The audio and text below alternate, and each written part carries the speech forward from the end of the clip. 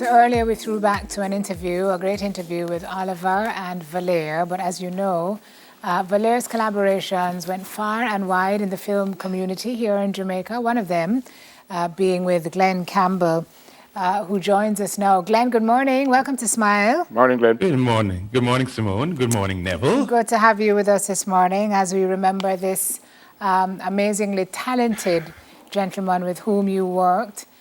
First, your reaction to news of his sudden passing? Disbelief, shock. I remember I had just come from a rehearsal and a mutual friend of ours just sent me a WhatsApp message to say, you heard about Volier? And nowadays when you hear them something right away, you start to have the jitters. I said, what do you mean hear about Volier? He passed. And instantly my phone started ringing, calls from all over, and I couldn't do anything. I just had to turn off the phone because I just couldn't believe it. I didn't want to believe it. Mm-hmm. Tell me about your relationship with him, Glenn. Volier and I go back a little distance, probably not as far as Oliver and some others, but my first encounter with Volier was in 1986 when I did my pantomime, River Muma and the Golden Table. That was my first pantomime, and I was offered the lead role to alternate with Volier. And just what struck me most was his willingness to give, his generosity of spirit and of his talent. He was willing to share little pointers with me being the newcomer and him being the veteran in the business. And he was just kind and full of jokes, full of laughter, full of pranks. He was one who was always willing to, draw one on you and try and trick you or something. Oh. How good was he as an actor? Oh, good. Some of the people in the business who I look up to, himself, Oliver, when you talk about timing, as a comic actor, it's something that is necessary. Some people have it naturally, some people acquire it over time. I think I acquired it over time, but it's from watching people like himself and Oliver, just how they get a line or in a situation and how the pause before and how they deliver the line, the tone they deliver the line. He was just the master. His kind of comedy was almost more like deadpan because he would say the funniest things and straight-faced about it. And everybody else is everybody, even you on stage who acting with him, you're cracking up and yeah. And about his ability to stay relevant, because he started acting in the 60s. In the 90s, he got a kind of second wind and was kind of exposed to a different audience through Oliver's series.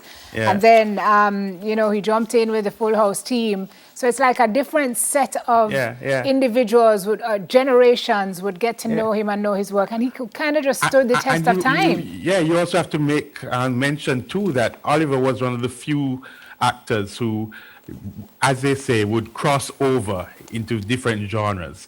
There was classical theater, there was contemporary theater, there was commercial theater, there was roots theater. There was a time when some people said, Regine, you're a big actor, you for go over there. So Oliver, Volier says, work is work. I'm an actor first, right? And wherever the work is, that was one thing about him.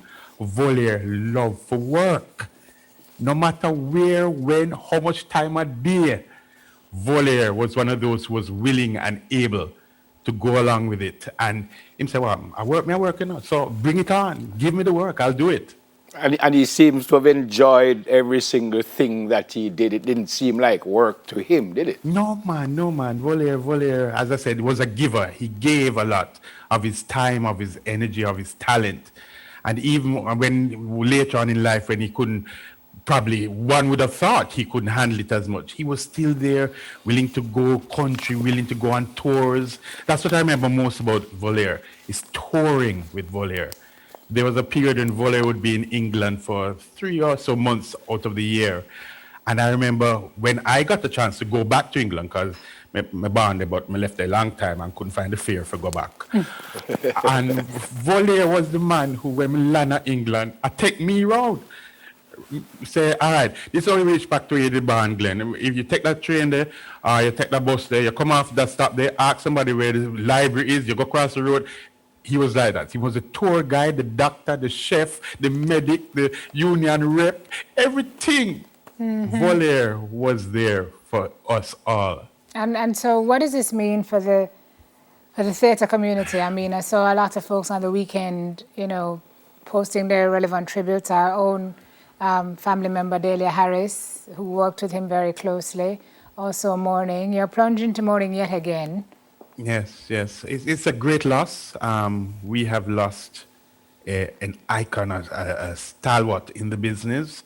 Someone who a lot of us learned from when we entered the business, and seeing him as one of the established persons there. Just gonna miss him. For me, Volier was one of the few persons that I hung out with outside of working on stage. We are Meritone people to the bone, so from turntable days, waterfalls, any oldies party, and him love dance, and him love music. I remember even one of the times when there was a clash on Full House on Fridays, and him come and say, Glenn, the man I look like the one come diss me now. Make a CD for me now, with all I classic them, pure Meritone classic, me no want no new tune, pure old song. And he won the clash a day, he was that, he loved his music, he loved dancing, he was a lover of life. And I'll miss that energy about him. Yeah. Condolences, my friend.